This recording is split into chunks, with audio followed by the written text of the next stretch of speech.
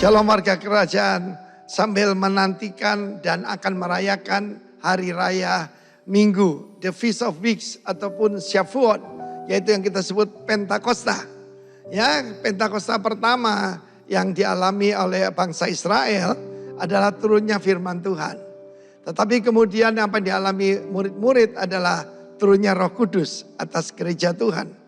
Saudara yang kasih Tuhan, murid-murid itu semua mendapatkan pelajaran istimewa dari Yesus selama 40 hari. Sejak Yesus bangkit, dia mengajarkan tentang kerajaan Allah. Tapi rupanya mereka tidak mengerti sepenuhnya juga, gagal paham. Ayat 6 berkata, Tuhan maukah engkau pada masa ini memulihkan kerajaan bagi Israel. Sebab mereka kira bahwa kerajaan Allah hanya untuk Israel. No, tetapi saudaraku untuk setiap orang yang percaya. Yesus berkata, kamu tidak perlu tahu tentang Kronos dan Kairos yang ditetapkan Bapa sendiri menurut kuasanya. Tetapi kamu akan menerima dinamis, kamu terima kuasa ketika atau kalau Roh Kudus turun atas kamu. Bukan cuma speak in another tongue, bukan cuma glossolalia, tetapi dinamis. Untuk apa saudaraku? Sekali lagi purpose-nya, purpose of the power ya. Dan kamu akan jadi saksiku. Saksi di sini eyewitness, tetapi juga berkata tentang martus, ya, martus yang di bahasa Latin jadi martir. Nah, lebih ngerti kan?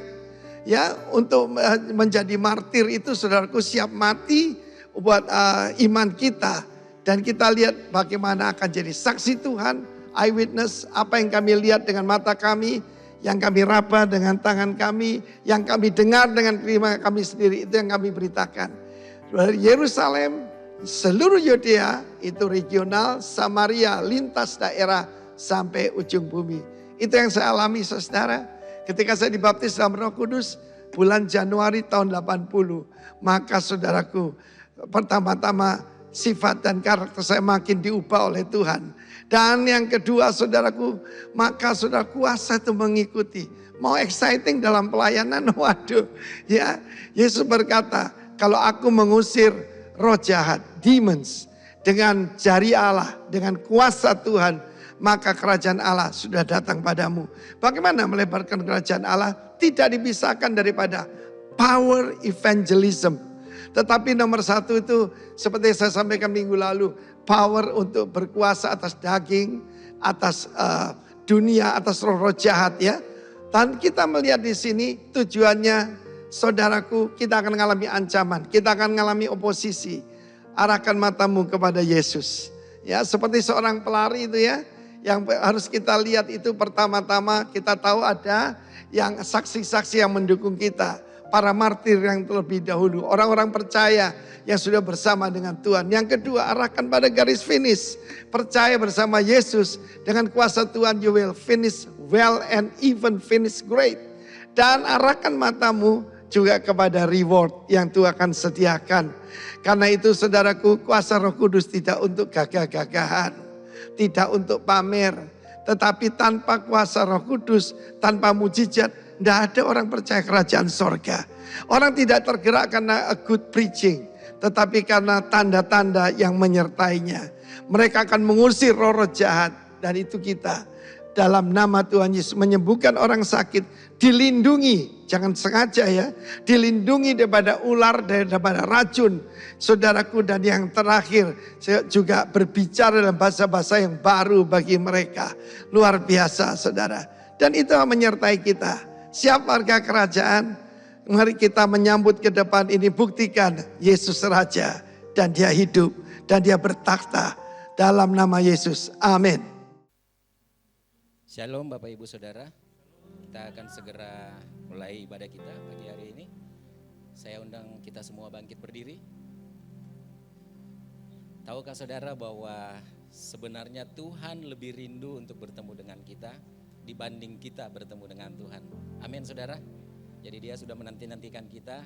Sebaliknya hari ini, pagi ini kita bersama-sama berkumpul untuk menyenangkan hati Tuhan. Dengarkan firman Tuhan. Sebab Allah sudah mengaruniai kita bukannya suatu roh penakut, melainkan roh kuasa dan kasih dan memerintahkan diri. Sebab itu janganlah malu tentang hal mengaku Tuhan kita. Dan jangan malu sebab aku yang terbelenggu karena Tuhan. Melainkan hendaklah engkau bersama-sama merasa sengsara karena Injil menurut kuasa Allah. Terima kasih Tuhan Yesus. Terima kasih Bapa. Ada kasih, ada kuasa di tempat ini. Dalam ibadah ini Tuhan Yesus.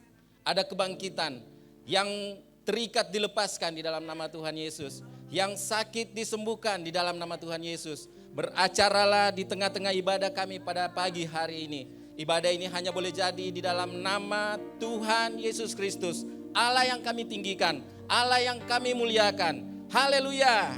Amin. Saya percaya setiap kita ada pagi ini karena penyertaan Tuhan, amin. Tuhan menyertai kita sepanjang minggu ini. Dan pagi ini waktunya kita mau bersuka cita buat Tuhan, amin. Mari beri salam dulu dong kiri kananmu, katakan mari bersuka cita karena Tuhan baik. Haleluya. Mari beri tepuk tangan buat Tuhan kita yang baik pagi ini. Sama-sama naikkan pujian ini. Hidupku ada di tanganmu, kau beri rancangan yang terindah. Katakan, tak hanya yang baik saja yang ku terima. Walau tubuhku diremukkan, walau jiwaku terkoyakkan, pujianku takkan terhentikan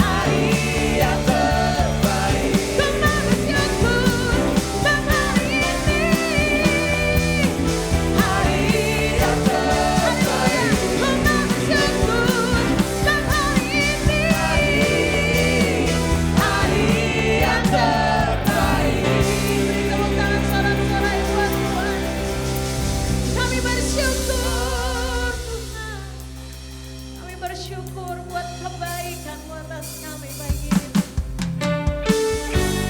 Engkau akan selalu ada di dalam hati kami. Hanya Engkau yang kami puji dan kami sembah pagi ini. Terima kasih Tuhan. Takkan pernah ada kasih di dunia Amin, amin. seperti kasih-Mu Tuhan. Kau telah buktikan. Kau telah buktikan cinta-Mu padaku dengan penebusan-Mu.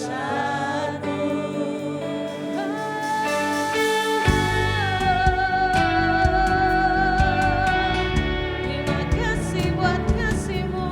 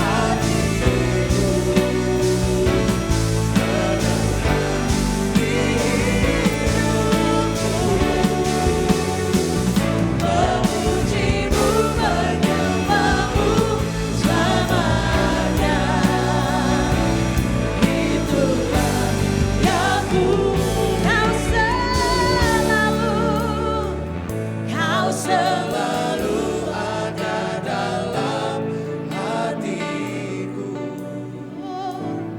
menemani hidup. Terima kasih Tuhan. Memujimu, menyembahmu selamanya. Yes Lord. Itulah yang ku Sekali lagi dengan segenap hatimu katakan, Kau selalu ada, Kau selalu ada dalam hatiku. Terima kasih Tuhan. Apapun keadaan kami, Kau selalu ada bagi kami Tuhan. Amin.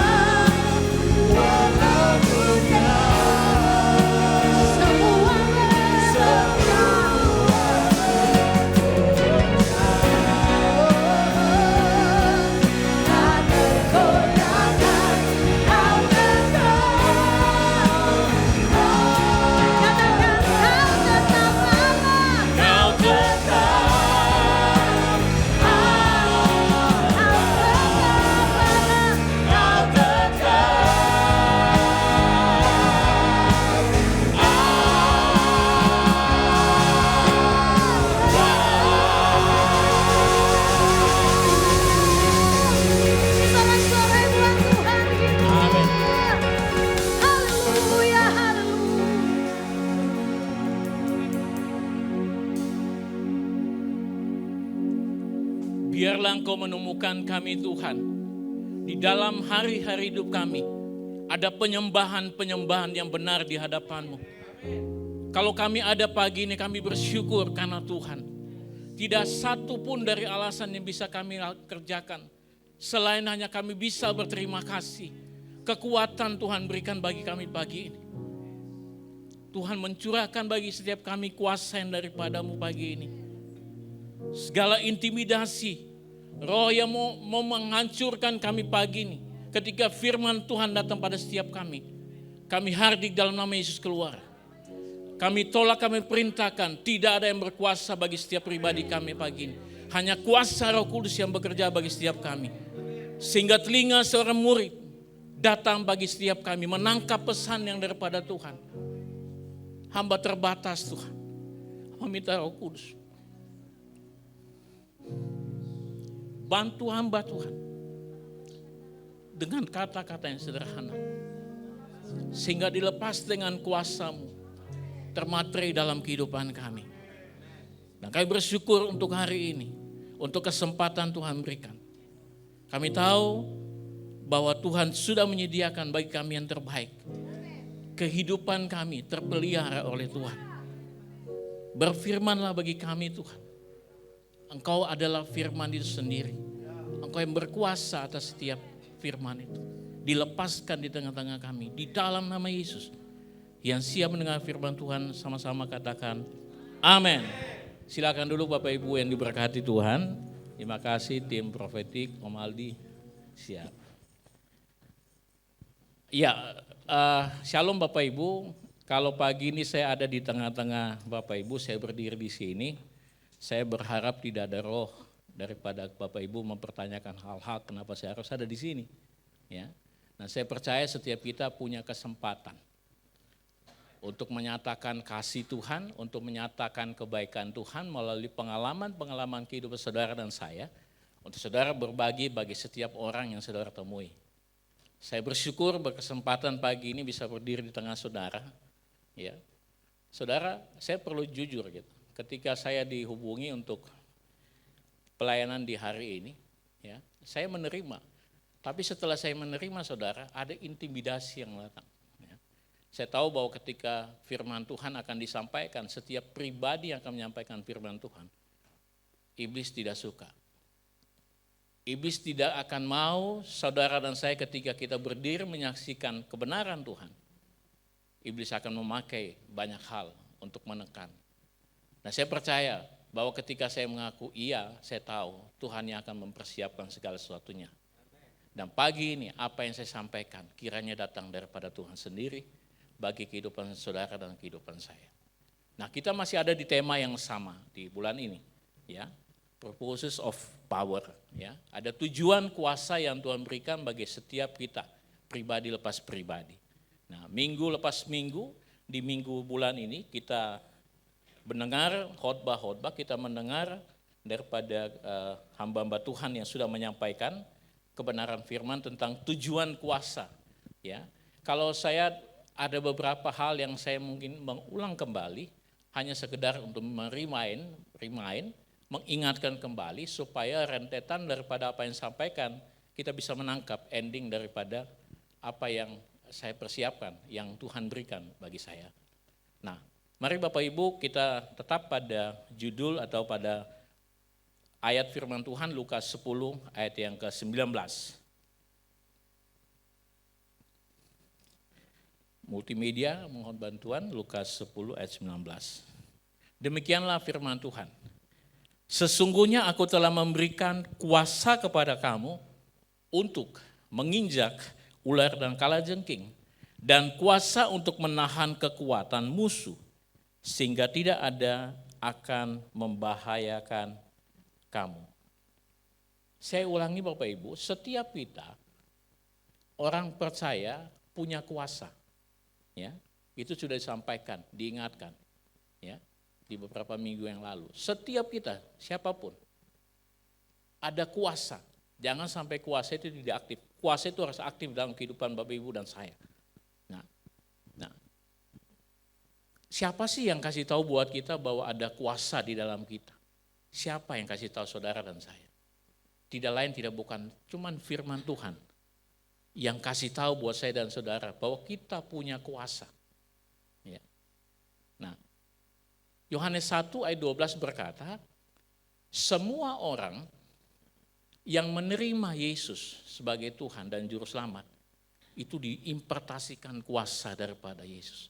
Diimpartasikan kuasa daripada Tuhan bagi setiap orang yang mau menerima Dia sebagai Tuhan dan Juru Selamat. Supaya menjadi anak-anak Allah, yaitu mereka yang percaya dalam nama Dia atau di dalam nama Yesus. Nah, saya ulangi lagi arti kuasa daripada pengertian daripada Kamus Bahasa Indonesia itu sendiri, itu kemampuan, kekuatan untuk bisa melakukan sesuatu. Kalau dalam sebuah keluarga, dalam berkendaraan bertamasya, ya, seorang ayah membawa mobil, ibu dan anak-anak yang di belakang, ketika yang bisa mengendarai kendaraan itu adalah ayah atau bapak, ya, ada kemampuan, ya, untuk bisa mengendalikan kendaraan itu, dan ada kekuatan untuk, ya, salah satu juga mengendalikan, ya, berarti ada kuasa dari atas, kuasa daripada ketika dia membawa kendaraan. Ketika ibu atau anak-anak tidak bisa mengendarai, tidak mungkin dia bisa mengendarai. Artinya tidak ada kuasa. Artinya gini, ketika saudara bisa melakukan sesuatu yang dimampukan oleh Tuhan, sesuatu dengan kekuatan yang saudara kerjakan, itu adalah kuasa yang saudara punya. Tetapi kuasa Allah itu sendiri adalah kuasa yang dimiliki oleh Allah sendiri. Gitu. Nah, kuasa Allah sendiri adalah kuasa yang dimiliki Allah untuk memberi kemampuan bagi setiap kita yang percaya kepadanya, menerima Dia, untuk melakukan kehendak daripada kuasa Allah itu sendiri. Ya. Nah, otoritas sendiri adalah kuasa secara sah yang didelegasikan Tuhan kepada setiap orang percaya, serta hak untuk mendemonstrasikan kuasa tersebut. Artinya saudara ketika menerima kuasa daripada Tuhan, ada otoritas yang Tuhan berikan bagi saudara untuk saudara menyatakan kuasa itu, untuk mendemonstrasikan atau mengerjakan, melakukan kuasa itu. Itu otoritas yang Tuhan berikan bagi saya dan saudara. Ya. Nah, saya ulangi, kuasa dan otoritas itu diberikan bagi setiap orang percaya. Ya. Untuk melakukan kehendak siapa? Bukan kehendak kita, tapi kehendak Bapa di surga. Kepada tujuan-tujuan yang sedang Dia kerjakan dalam setiap kehidupan kita. Yesus juga dalam kehidupannya memberikan otoritas kuasanya, namanya untuk dipakai. Ya. Di Yohanes 14, 12-13 dikatakan di sana, aku berkata kepadamu, kata firman Tuhan, sesungguhnya barang siapa percaya kepadaku, ia akan melakukan juga perkara-perkara yang aku lakukan. Bahkan pekerjaan-pekerjaan yang lebih besar daripada itu. Sebab aku pergi kepada Bapa. Jika kamu meminta sesuatu kepadaku dalam namaku, aku akan melakukannya. Yesus punya nama yang penuh kuasa. Dia berikan kepada saudara dan saya dengan otoritas bisa menggunakan namanya. Sehingga saudara dan saya bisa mengerjakan pekerjaan yang jauh lebih besar daripada yang Yesus lakukan. Itu modal bagi kita sebagai orang percaya. Ada kuasa yang terinsight dalam kehidupan kita. Untuk kita harusnya mengeluarkan kuasa itu. Kapan kuasa itu akan dikeluarkan? Di mana saja saudara ada, kuasa itu seharusnya terimpartasi keluar daripada kehidupan kita. Ada warisan yang Yesus tinggalkan. Salah satunya yaitu warisan kuasa daripada Yesus dan otoritas yang Yesus berikan bagi kita. Nah, Yesus sudah mengalahkan iblis. Nah, ketika kita baca daripada Kolose 2 ayat 15, ya. Mohon dibantu Kolose 2 ayat 15, ya.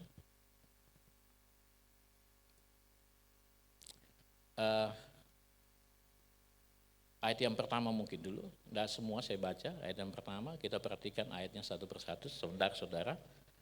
Kolose 2 ayat yang pertama. Nah, perikop daripada pembacaan Lukas ini saudara, dari Kolose ini adalah kepenuhan hidup di dalam Kristus. Ya. Saya percaya bahwa kuasa itu, saudara dan saya punya kehidupan Kristus. Ya. Ada kehidupan yang Yesus bekerja dalam kehidupan saudara, Yesus bergerak dalam kehidupan saudara. Nah, perhatikan baik-baik saudara. Dikatakan di sana, oleh karena aku mau supaya kamu tahu betapa beratnya perjuangan yang kulakukan untuk kamu dan untuk mereka yang di Laodikia, untuk semuanya. Wait a minute. Kolose 2. Wait. Maaf saudara, saya ada sedikit kesalahan. Ya, Kolose 2.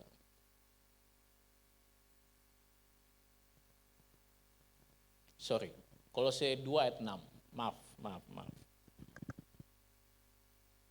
Ya. Perikopnya itu yaitu kepenuhan hidup dalam Kristus. Ada timekeepernya ya? Ada ya? Oke. Kamu telah menerima Kristus Yesus Tuhan kita, karena itu hendaklah hidupmu tetap di dalam Dia. Hendaklah kamu berakar di dalam Dia, dibangun di atas Dia, hendaklah kamu bertambah teguh dalam iman yang telah diajarkan kepadamu. Dan hendaklah hatimu melimpah dengan syukur. Hati-hatilah supaya jangan ada yang menawan kamu dengan filsafat yang kosong dan palsu menurut ajaran turun-temurun dan roh-roh dunia, tetapi tidak menurut Kristus. Ayat 9 berkata, sebab dalam Dialah berdiam secara jasmani seluruh kepenuhan Allah. Dan 10, dan kamu telah dipenuhi di dalam Dia. Dialah kepala semua pemerintah dan penguasa. Apa yang mau saya sampaikan di sini? Yesus telah mengerjakan, yaitu mengalahkan iblis. Ya. Ayat 10 berkata bahwa Yesus adalah kepala dari pemerintah dan penguasa. Tidak ada pemerintah-pemerintah yang lain, penguasa lain. Bahkan yang sampai di udara sekalipun. Yesus sudah mengalahkannya. Ya, walaupun sampai hari ini ada firman juga yang bilang bahwa lawan kita bukan darah dan daging, tapi lawan pemerintah-pemerintah di udara. Tapi percayalah, Yesus sudah mengalahkannya. Oleh sebab itu ketika Yesus mengalahkan pemerintah-pemerintah, ya, penghulu-penghulu, penguasa-penguasa di udara, Yesus memberikan kepada setiap kita kuasa dan otoritas. Dan ketika Yesus mengalahkan iblis si tua itu, saudara pernah dengar iblis si tua itu? Pasti saudara dengar banyak terdengar di mimbar ini. Gembala kita sering menyatakan dalam doanya. Nah, yang saya mau katakan ini, bahwa ketika Yesus menang atas kuasa itu, atas pemerintah-pemerintah, Yesus mengembalikan otoritas pada setiap kita pribadi. Iblis sudah tidak ada lagi kuasa. Iblis sudah tidak lagi mempunyai kuasa atas setiap kehidupan kita. Iblis tidak mempunyai kuasa lagi terhadap orang-orang percaya, saudara dan saya. Tapi iblis punya cara untuk menyerang orang percaya. Dia nggak punya kuasa, tapi dia masih punya cara untuk menyerang orang percaya. Dia memperdayakan kita dengan tipu-tipu muslihat, sehingga kita kalah dalam peperangan demi peperangan. Persoalan cuma kita ditipu oleh iblis. Kuasa atas iblis kepada kita sudah tidak ada. Yesus sudah mengalahkannya. Kita yang tertipu dengan tipu muslihat daripada iblis sendiri. Ya. Kalau iblis sudah nggak punya kuasa atas anak-anak Tuhan, pertanyaannya kenapa hari ini kita masih kalah terhadap keadaan-keadaan yang menghimpit kita. Sepertinya Tuhan tidak tolong kita. Sepertinya Tuhan jauh daripada kita. Kita menyalahkan Tuhan. Kita menyalahkan orang-orang di samping kita. Sepertinya tidak ada pertolongan.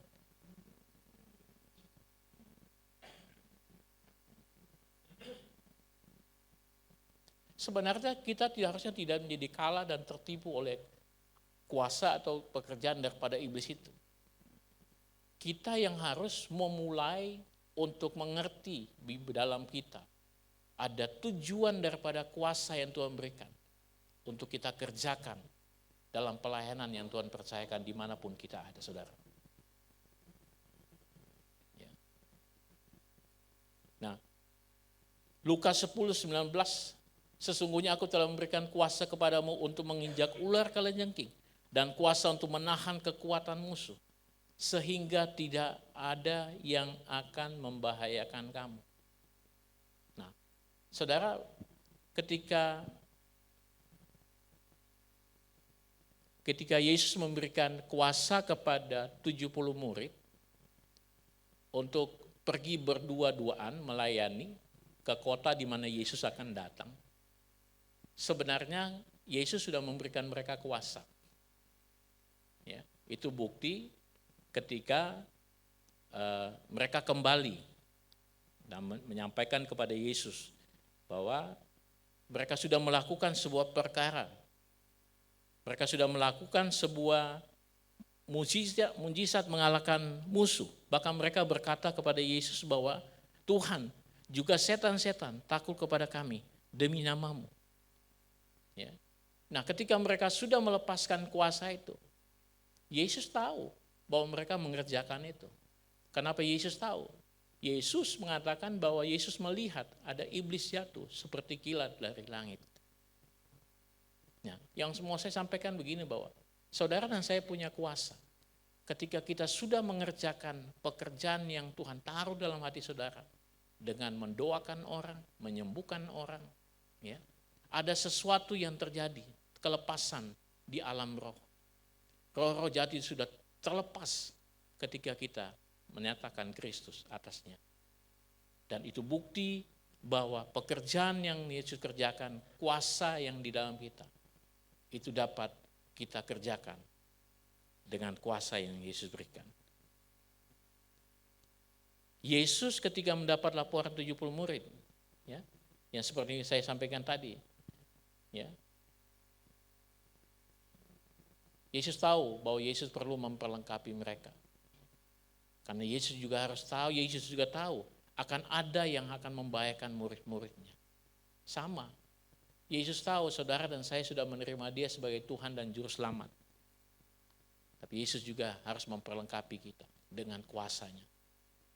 Yesus tidak mau kita dibiarkan, ya, atau tidak. Yesus sedang tidak bilang bahwa pencapaian-pencapaian yang dikerjakan oleh ke-70 murid itu sampai pada batas iblis dikalahkan. Tapi bagaimana manifestasi kuasa itu terus bergerak di dalam murid-muridnya untuk mengerjakan panggilan-panggilan. Dan itu tidak beda jauh dengan kita. Ketika kita menerima kuasa Yesus, seberapa banyak dari kita puas ketika kita sudah menyelesaikan pelayanan. Tetapi lebih daripada itu, yang Yesus inginkan bagaimana saya dan saudara mempunyai kuasa itu terus berjalan setiap hari.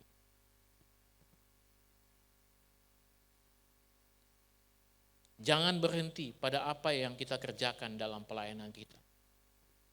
Ya. Jangan sampai kita puas dengan keberhasilan pelayanan kita. Sampai pada kepuasan itu saja. Tapi bagaimana kita melatih terus kehidupan kita. Mengerjakan panggilan dengan kuasa yang Tuhan berikan. Melepaskan kuasa itu. Dan kita terus melatih tubuh kita, kata firman Tuhan. Supaya ketika kita menguasai seluruhnya. Dan setelah kita memberitakan, mengerjakan kuasa daripada Tuhan itu sendiri. Firman bilang kita tidak ditolak.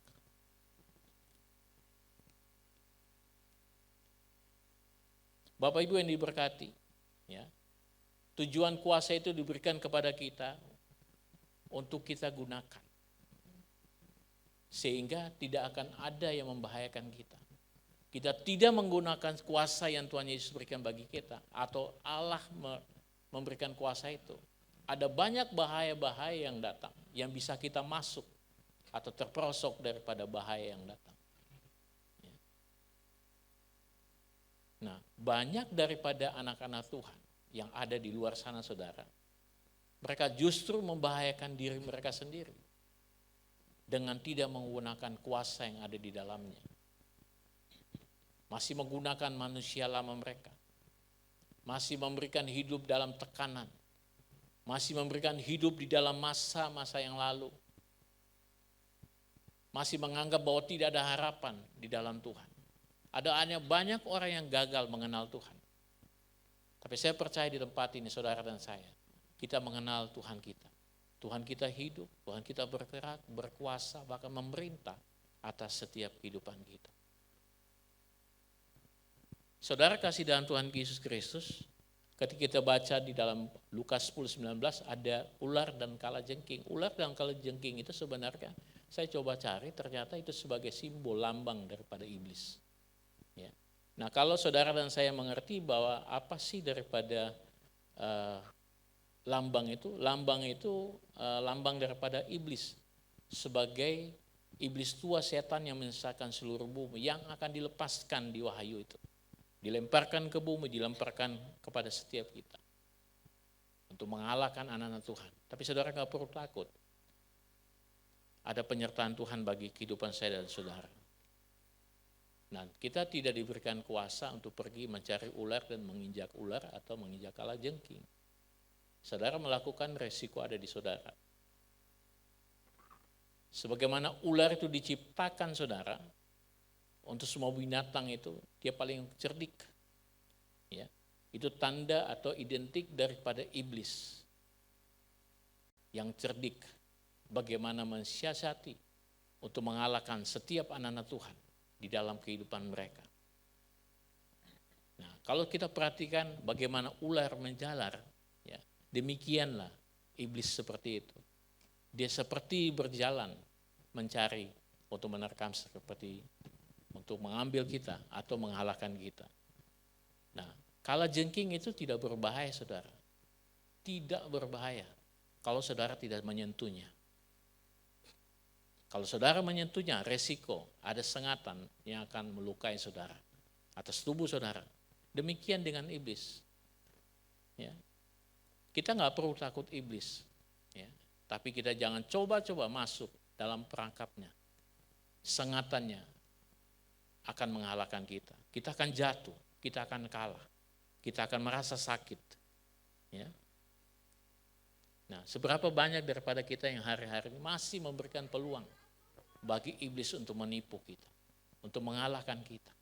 Pagi ini dengar saudara, ada kuasa yang perlu dirimain kembali kepada saya dan saudara. Untuk kita ketika kita kembali ke rumah kita adalah orang-orang yang lebih tenang. Tidak perlu menjadi orang yang tertipu oleh siasat daripada iblis. Saudara, ada begitu banyak anak-anak Tuhan yang hari ini justru terhipnotis.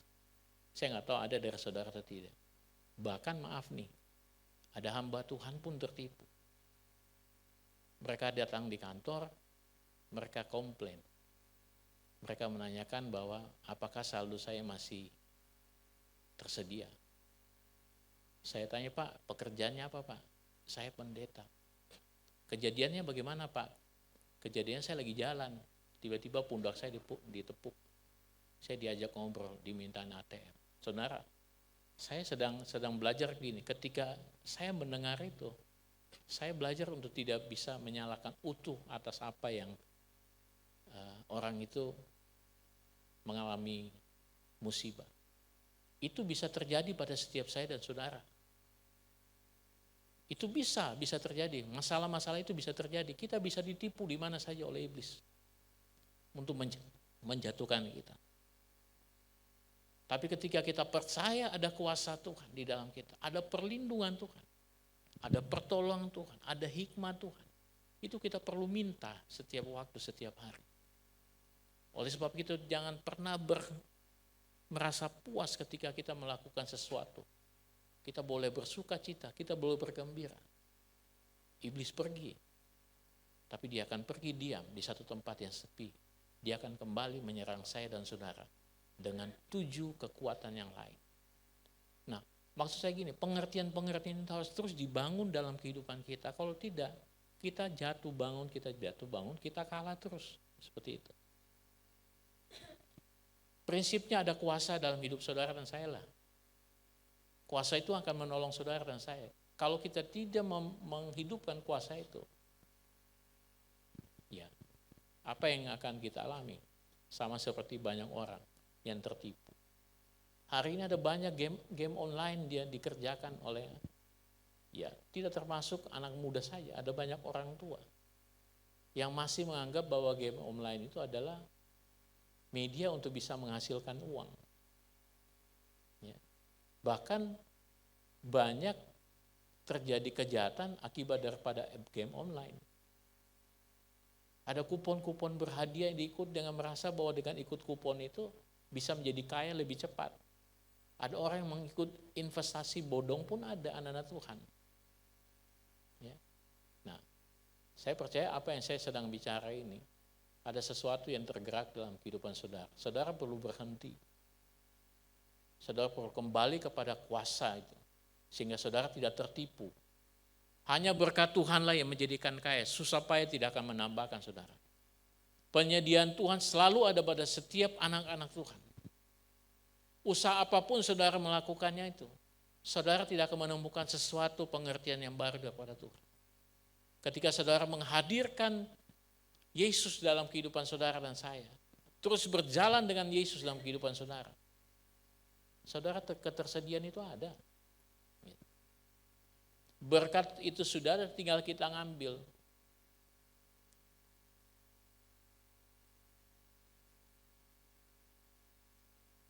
Nah, kalau perkara-perkara yang saya sampaikan tadi, ada hipnotis, ada game online, ada investasi bodong, kupon berhadiah, bukankah itu siasat daripada iblis untuk mengalahkan atau menipu kita, menipu saudara dan saya?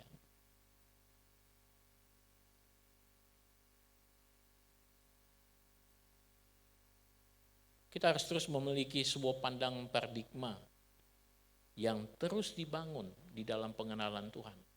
Bukan pagi ini saja, tapi setiap hari, setiap waktu. Di akhir tahun 2022 saudara, saya berdoa, saya minta Tuhan kasih satu ayat saja buat saya. Untuk saya mengerti, saya belajar tentang apa yang sedang Tuhan kerjakan dalam kehidupan saya. Di beberapa tahun terakhir ini saya selalu berdoa, Tuhan ajar saya. Tuhan didik saya, tapi dengan cara Tuhan, bukan dengan cara saya. Supaya saya makin mengerti kehendak Tuhan dalam kehidupan saya. Kita perlu punya doa-doa yang spesifik dengan Tuhan, secara pribadi. Dan saya tahu Tuhan dengar. Tuhan tidak sedang menutup telinga bagi setiap doa orang yang punya pengharapan kepada Kristus. Di 2022 Desember, saya dapat satu ayat yang membuat saya jadi ngerti.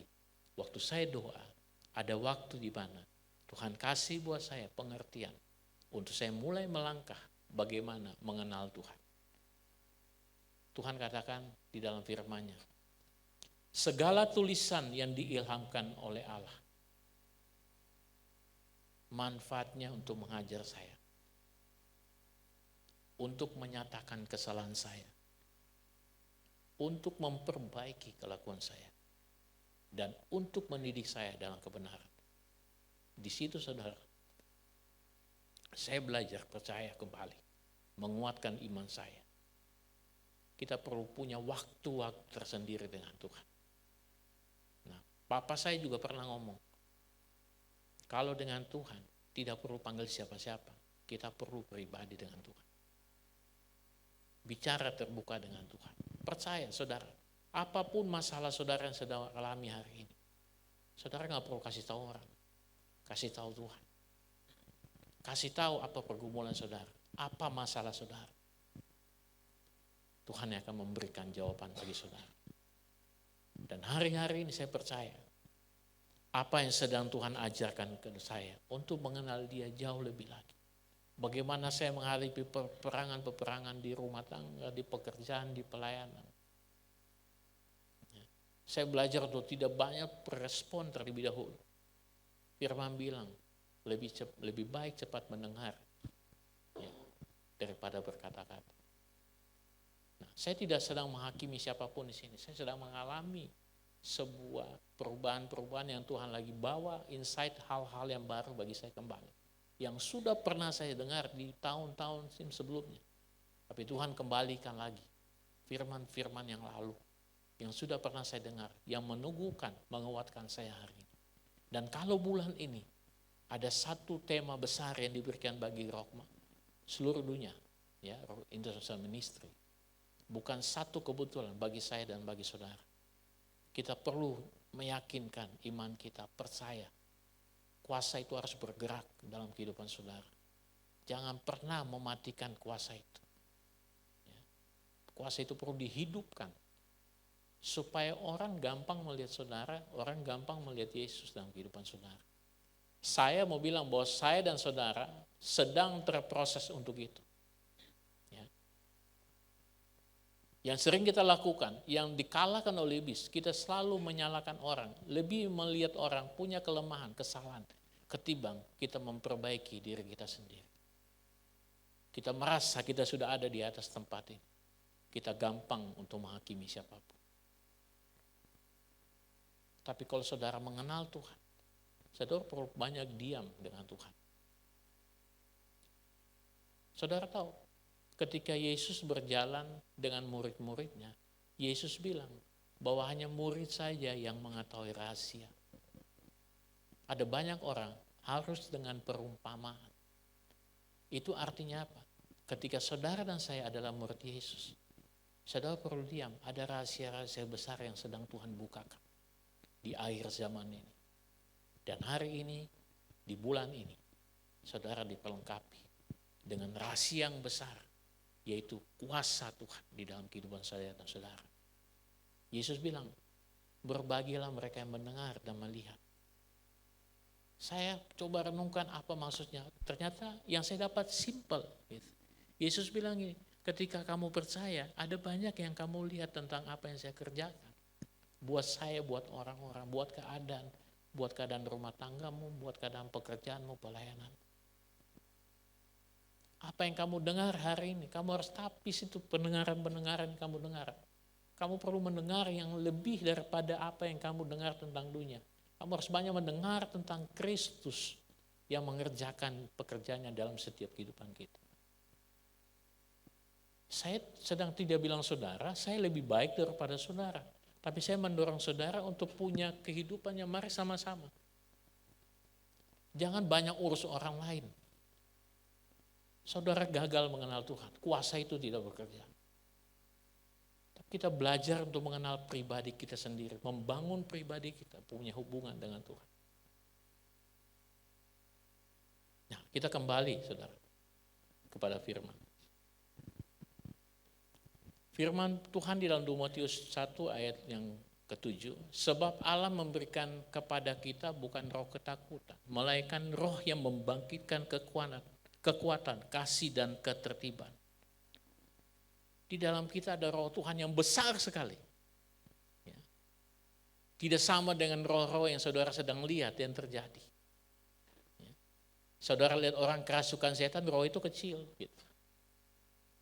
Makanya Tuhan kasih roh yang besar dalam kita untuk menghardik roh ada yang kecil seperti itu.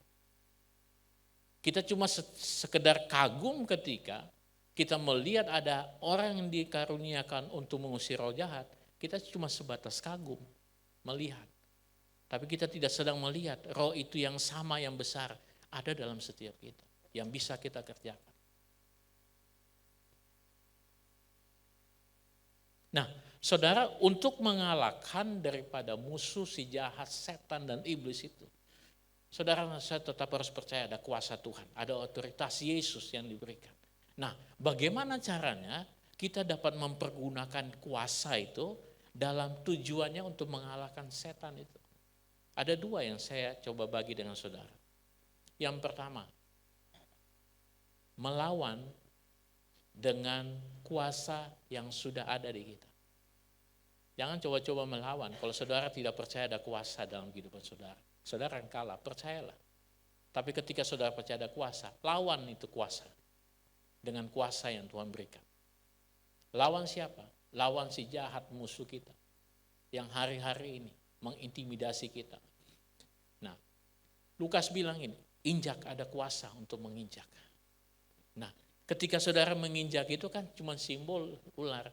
Tapi yang saya mau katakan, kita perlu punya tindakan-tindakan profetik dalam hari-hari kehidupan kita. Tindakan profetik seperti ini saudara. Saya percaya hari ini ada hari yang baik. Saya percaya hari ini Tuhan sudah memberkati saya. Saya percaya saya berbahagia hari ini. Saya percaya saya bersuka cita hari ini. Saya percaya saya selalu punya ucapan syukur. Nah, itu membangun roh saya dan saudara untuk mempercayai dan tindakan-tindakan perkataan itu. Nah, kuasa yang dalam kita itu kita harus lawan. Kuasa yang dalam kita itu harus kita pakai untuk melawan si iblis, si jahat itu. Yakobus 4 ayat 7 berkata, karena itu tunduklah kepada Allah dan lawanlah iblis, maka ia akan lari daripadamu. Saudara percaya akan kebenaran firman Tuhan yang sampaikan Yakobus 4 ayat 7? Saudara dan saya harus percaya. Memang untuk tunduk kepada Allah, kepada firman-Nya, kepada pribadi Yesus itu lebih mudah saya ucapkan dengan saudara ucapan. Tapi dalam tindakannya enggak gampang saudara. Itu yang saya bilang, kita terproses terus dalam Tuhan. Tunduk lebih sekedar kepada ketaatan. Ya. Nah, untuk tunduk kepada Allah itu perlu sebuah kerendahan hati. Bahwa kita ini tidak punya apa-apa. Kita nggak punya kuasa lain, cuma kuasa Yesus yang ada dalam kita. Dan Tuhan menghendaki kita, setiap saya dan saudara, untuk bisa merendahkan diri di hadapannya dan memiliki ketaatan kepada Kristus. Nah, saat kita benar-benar merendahkan diri dan taat saudara, kuasa serta otoritas itu yang akan berkuasa ketika kita tunduk kepada Allah untuk melawan iblis. Kuasa diberikan kepada setiap kita. Kuasa itu bukan milik kita. Tetapi kita juga harus tinggal dalam firman, firman tinggal dalam kita. Kuasa itu akan bekerja dalam kehidupan kita. Ketika kita bersama Yesus, iblis bukan lawan kita. Ya. Tetapi iblis tidak sebanding dengan roh yang ada di dalam kita. Saudara paham? Saudara tidak bisa lawan iblis, nggak bisa. Saudara kalah. Jangan coba-coba saudara merasa bangga saudara lawan iblis. Saudara kalah. Satu aja nggak bisa, apalagi 7 kalau dia kembali, hancur kita. Tapi iblis takut roh yang di dalam kita. Oleh sebab kita perlu berani untuk melawan. Ya. Nah, saudara tanpa Yesus, saudara saya mau bilang saudara babak belur, saudara hancur. Kalau saudara ada itu karena kasih karunia Tuhan, bukan kemampuan saudara. Tanpa kuasa itu diaktifkan, kita menjadi mainannya bro. Seberapa banyak dari kita ini yang hari-hari ini masalahnya seputar itu aja. Masalahnya itu saja. Sepertinya gak keluar-keluar dari masalah itu. Karena kita tidak aktifkan kuasa itu untuk melawan daripada keadaan situasi secara alam roh itu yang selalu mengikat kita. Untuk tidak bisa melihat apa yang sedang Tuhan kerjakan dalam kehidupan kita. Nah, banyak daripada orang-orang sekarang, bahkan orang percaya sekalipun, lagi tidak percaya dengan kuasa yang di dalamnya. Masih mau berkompromi dengan keadaan dan situasi. Bahkan masih ada memiliki kuasa kegelapan. Masuk gereja masih ada kuasa kegelapan. Saya berani bilang ini karena saya mendengar dan saya lihat keadaannya. Ya gak perlu tahu siapa. Saudara pasti bisa melihat. Saya gak tahu saudara ada tidak. Saya berdoa dalam nama Yesus. Berhenti saudara. Saudara akan terikat. Dan saudara tidak akan melihat. Akan sebuah selubung menutup saudara. Tidak melihat. Saudara mungkin hidup dalam kasih karunia. Tapi saudara tidak akan bisa mengerjakan kuasa yang di dalam hidup saudara. Dan masih ada banyak pikiran-pikiran kita yang sedang dibatasi. Kuasa Tuhan yang tidak bekerja. Kita masih takut wajar. Jangan sampai ketakutan.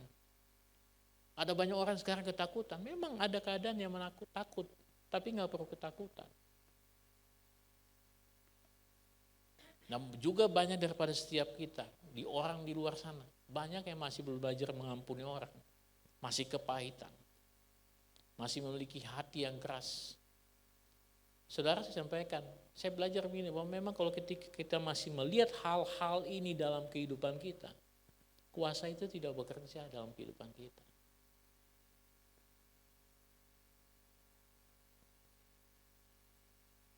Ketika saudara dan saya memiliki penundukan diri kepada Tuhan, kepada roh dan kuasanya, itu akan menolong saudara dan saya untuk bisa melawan iblis.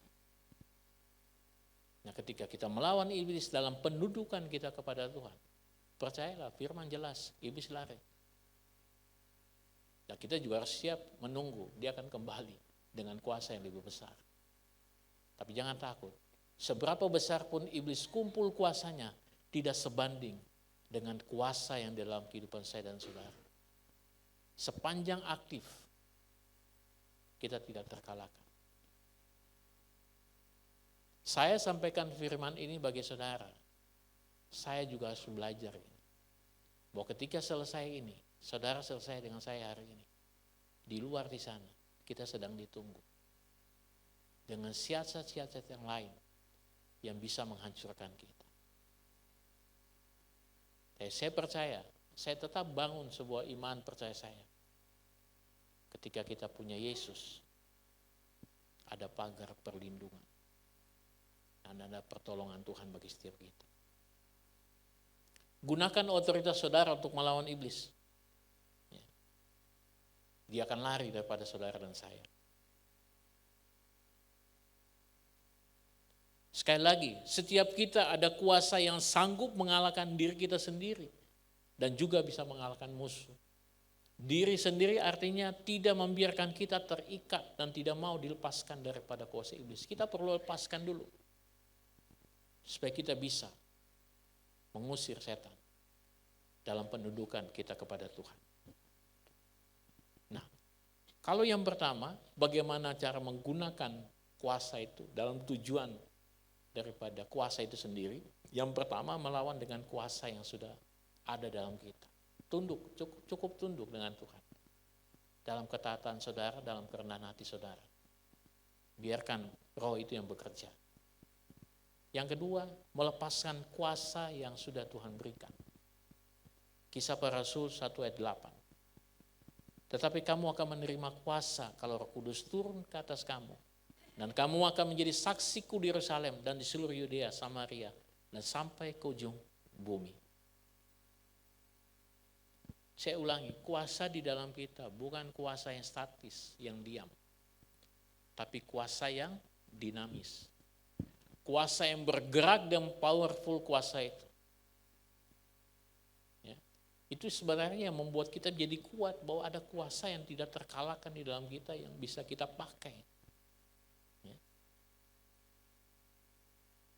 Dan kuasa itu perlu dipakai, digunakan, bukan di-save, disimpan, untuk didiamkan hanya di dalam kita. Tidak mempengaruhi sesuatu perubahan yang terjadi di luar. Sebab itu harus keluar dari dalam kita. Nah, ketika Yesus inside kuasanya dalam kita, ya, kita sedang tidak melihat kuasa itu bekerja di luar, enggak. Kita yang harus mengeluarkan kuasa itu. Memanifestasikan kuasa itu melalui perkataan kita, tindakan kita. Apa saja yang Tuhan percayakan.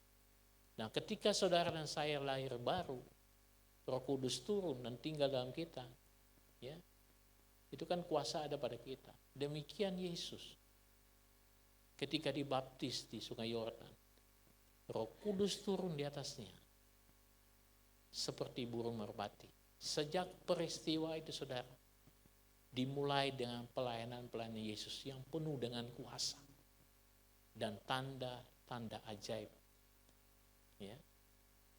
Nah, ketika kita sudah menerima kuasa yang ada di dalam kita, saudara, ketika saudara sudah menerima kuasa di dalam saudara, ya, mari kita belajar hal ini. Ada beberapa hal yang perlu saya Saya renungkan benar juga. Hari-hari ini kita salah sebenarnya. Ya. Kita salah untuk melepaskan kuasa. Kenapa kita gagal? Karena kita salah mengerti. Nah, saudara, ketika kita sudah menerima kuasa yang ada di dalam kita, kita seharusnya tidak lagi meminta Tuhan untuk melakukan mujizat bagi kehidupan kita. Atau tanda-tanda ajaib bagi kita. Saya dan saudara perlu melatih cara menggunakan kuasa itu.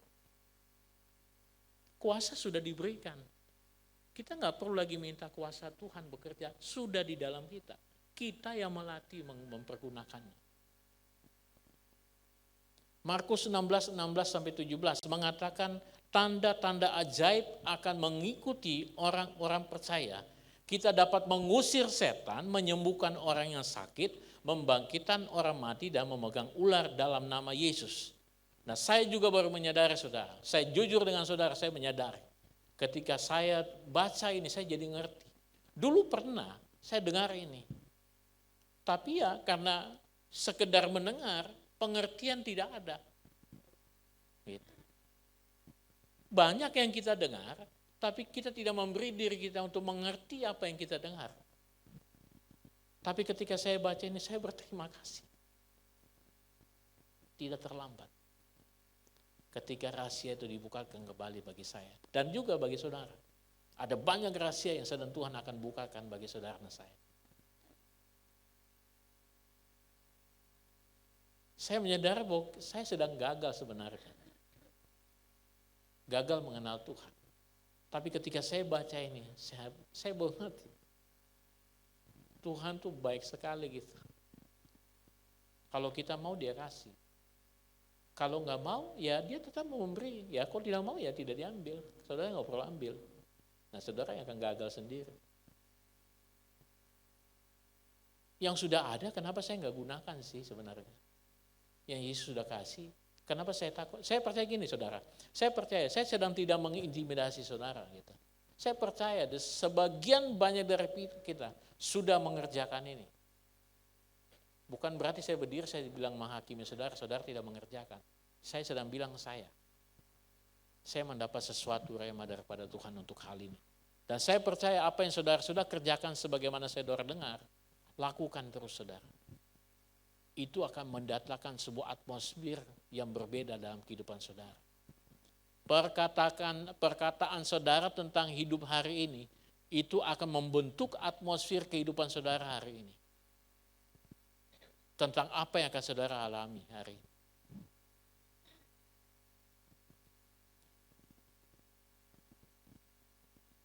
Kita sering masih punya mental minta-minta sih saya. Saya juga bilang, waduh, saya ini memang betul juga. Saya masih sering punya mental, Tuhan tolong saya, Tuhan tolong bantu saya. Enggak. Kita masih punya mental berharap, ya, kasih karunia dipenuhi atas kita. Kasih karunia sudah ada kok. Kita masih berharap kasih karunia atas kita. Itu bagian daripada tipu muslihat iblis yang selalu gagal kita mengenal Tuhan. Ya, kasih karunia bagi kita sudah ada. Kita nggak perlu minta kasih karunia lagi dari Tuhan. Sudah ada. Kita yang nggak percaya kasih karunia ada dalam kita. Nah, kita belajar ada 3 yang Yesus kerjakan. Untuk kita kita lakukan, kita praktekkan dalam kehidupan kita. Ya. Bagaimana kita belajar memperkatakan apa yang Yesus sudah taruh dalam kehidupan kita. Markus 11 ayat 23, ada sebuah kejadian di sana saudara. Ya. Markus 22-23. Aku berkata kepadamu, sesungguhnya barang siapa berkata kepada gunung ini beranjak dan tercampaklah ke dalam laut, asal tidak bimbang hatinya, tetapi percaya bahwa apa yang dikatakan itu akan terjadi, maka hal itu akan terjadi baginya.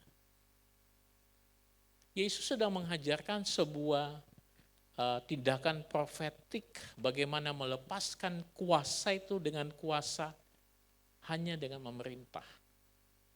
Gunung itu akan beranjak. Perkataan Yesus ini sedang menggambarkan ada kuasa perkataan yang kita punya yang sudah diberikan oleh Yesus kepada kita. Dan perkataan ini hal-hal yang mustahil yang bisa kita kerjakan gitu. Artinya gini, logis kita tidak mungkin gunung berpindah. Itu kan? Ada banyak orang baca pasti tersentak di situ. Yesus memerintahkan pindah gunung gitu. Tapi akal sehat kita nggak terima. Memang nggak bisa. Dengan kuasa Roh Kudus, pengertian daripada Tuhan, perlu dengan hikmat Tuhan. Yang saya mau katakan, yang saya renungkan tentang Yesus memerintah gunung ini, apa yang tidak mungkin, yang saudara lihat, itu mungkin bagi Tuhan. Saudara punya iman juga untuk memerintah keadaan-keadaan yang tidak mungkin dalam kehidupan saudara, itu jadi mungkin. Itu maksudnya. Dan itu memang harus dilatih. Saya juga belajar untuk melatih itu.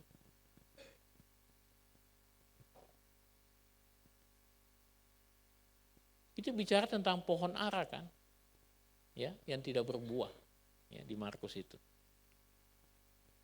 Dan Yesus bilang ini, kita juga bisa melakukan itu. Yang kita lihat cuma fokusnya kenapa Tuhan kasih mati itu pohon. Tapi Tuhan sedang tidak mengajarkan itu. Ihipan yang datang ini, kita juga bisa melakukan seperti yang Yesus lakukan, sebagaimana di dalam Yohanes 14 ayat 19 ya.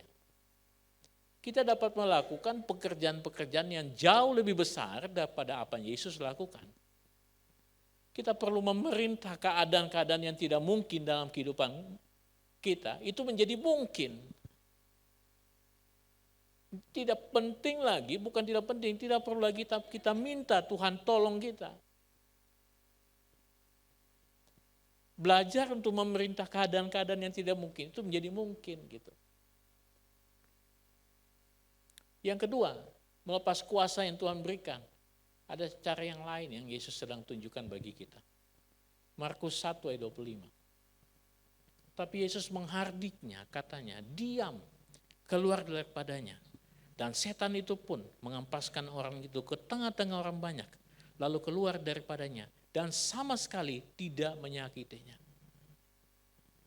Kuasa menghardik itu sebenarnya bukan kuasa kita minta Yesus untuk mengeluarkan. Kuasa di dalam kita yang harus kita nyatakan, kita katakan. Dan kita menghardik kuasa itu dengan kuasa yang Tuhan percayakan bagi kita. Saya dan saudara bisa menghardik roh jahat kok dalam kehidupan ini, karena Yesus bilang di sini. Saudara lihat saya, terus bagaimana caranya? Bagaimana caranya? Caranya bagaimana kita menghardik dengan kuasa dari dalam kita kepada roh-roh yang jahat ini. Dan tanpa harus meminta kuasa daripada Tuhan. Ada orang yang hari ini, maaf saya sedang tidak menghakimi siapapun. Saya lagi belajar dan saya ingin, apa yang saya dapat ini saya bisa share dengan saudara, kita sama-sama belajar. Kita masih berdoa, Tuhan saya minta kuasa-Mu. Minta kuasa-Mu turun atas setiap orang. Saya jadi ngerti gitu. Kita ditipu, saya ditipu. Kok ditipu? Saya juga ditipu.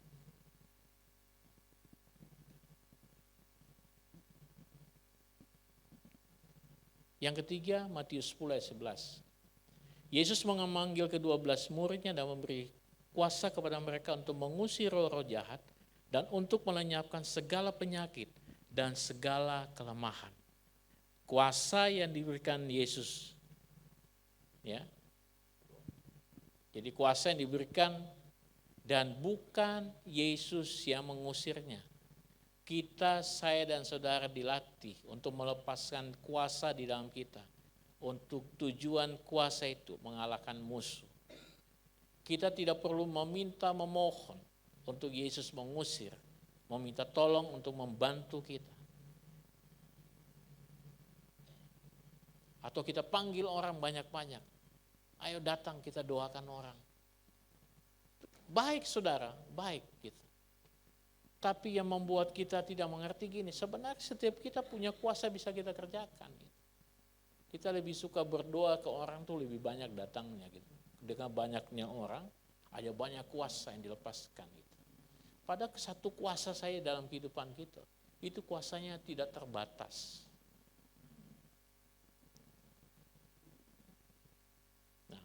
kuasa itu bisa kita pakai.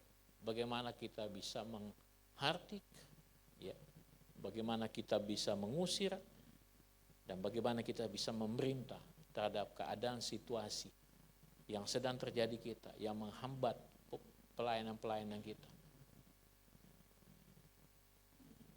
Ada kuasa yang dilepaskan setiap orang percaya. Itu menjadi sesuatu yang dahsyat. Ada kuasa yang dilepaskan ketika saya dan saudara mengucapkan sesuatu. Jika kita terbiasa mengucapkan hal-hal yang buruk, pasti banyak hal yang terburuk terjadi. Sumpahan, makian, ya, masih ada sampai hari ini yang kita dengar di luar. Saya percaya kita tidak semua. Ada di luar banyak orang yang sedang menggunakan perkataan-perkataan dari mulutnya. Umpatan, makian, cacian, persungutan. Ya. Itu terjadi. Tapi kita harus punya perubahan kehidupan bagaimana perkataan-perkataan yang keluar dari bibir mulut kita itu. Yang penuh dengan kuasa itu. Menciptakan sesuatu. Bagi kita, bagi rumah tangga kita, bagi pekerjaan kita, bagi pelayanan kita, bagi siapa saja yang ketika kita lepaskan itu terjadi sesuatu perubahan. Amsal bilang hidup dan mati dikuasai oleh lidah. Siapa suka menggemakannya akan memakan buahnya. Jika saudara dan saya ingin mengalami tujuan kuasa di dalam kita mengalahkan setan, mulailah melepaskan kuasa itu yang Tuhan beri atas kehidupan saudara dan saya. Kita belajar memperkatakan, dalam nama Yesus, aku sehat. Dalam nama Yesus, aku menjadi kuat. Dalam nama Yesus, aku bebas. Dalam nama Yesus, aku sehat, aku kuat. Enyalah segala penyakit dalam tubuh. Aku mengusir roh kekerasan dalam hidupku. Aku menerima damai sejahtera. Aku mengusir roh kekerasan dalam hidupku. Aku dipenuhi dengan sukacita. Sebab kerajaan Allah bukan soal perkataan. Firman bilang tentang kuasa. Kuasa menjadi penting untuk kita gunakan dalam tujuan mengalahkan musuh atau iblis setan. Sama-sama kita berlatih untuk menjadi kuasa itu termanifestasikan dalam hidup kita. Tuhan Yesus memberkati Bapak Ibu sekalian. Amin. Doa ya. Oke, siap. Terima kasih, Tuhan Yesus berkati saudara.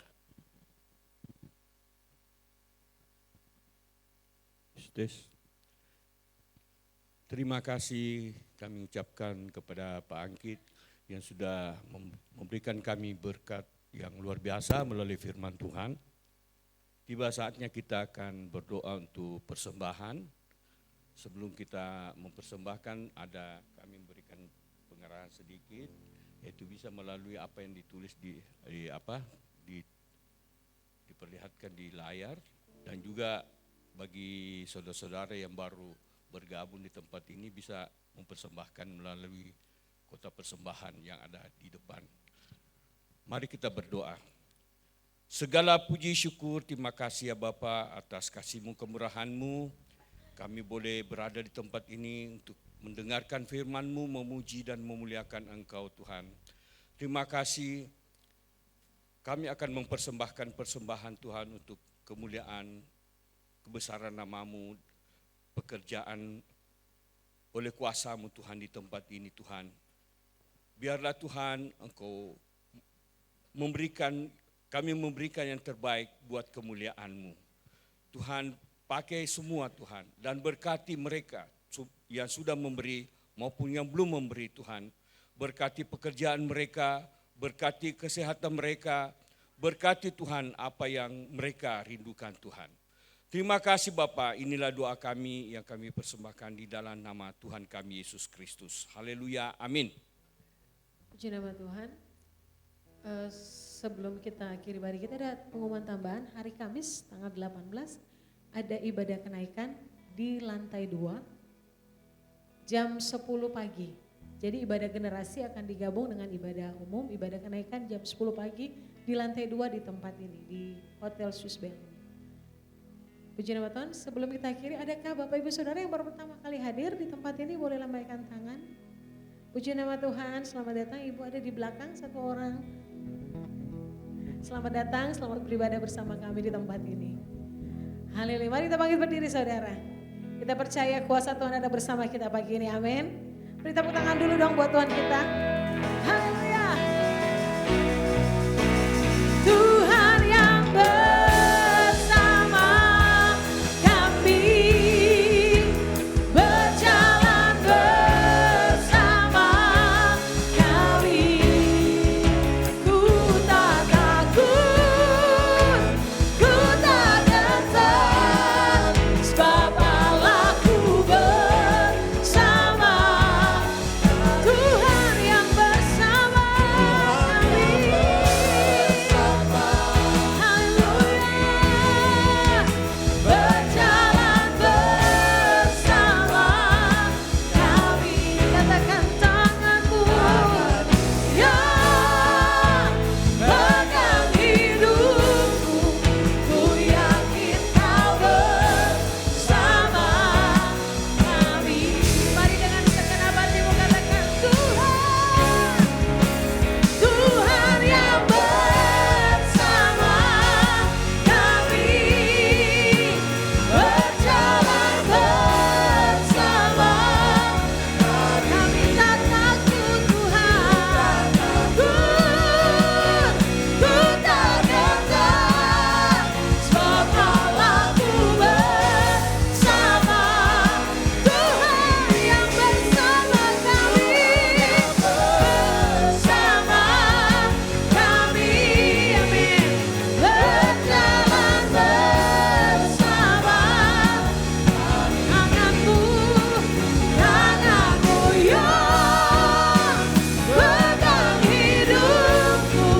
Ku yakin kau bersama.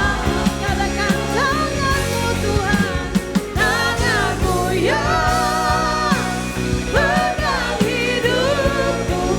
Ku yakin kau bersama. Sekali lagi dengan segenap hatimu katakan tanganmu yang pegang hidupku. Ku yakin kau bersama kami. Semua yang diberkati Tuhan, berikan sorak-sorai bagi Tuhan kita. Mengingatkan kembali, jangan lupa saudara, hari Kamis kita berjumpa kembali di tempat ini di lantai 2 untuk ibadah kenaikan Tuhan Yesus. Mari angkat tangan saudara dan terima berkat Tuhan. Tuhan menyinari engkau dengan wajahnya dan memberikan engkau kasih karunia yang berlimpah-limpah. Tuhan menghadapkan wajahnya kepadamu dan memberikan engkau damai sejahtera, sukacita. Diberkatilah keluargamu, diberkatilah kehidupan nikahmu, diberkatilah anak-anakmu. Diberkatilah masuk keluarmu, diberkatilah apa yang engkau kerjakan dalam kebenaran. Tidak ada yang mustahil bagi engkau karena kuasa dan otoritas telah ada dalam hidupmu.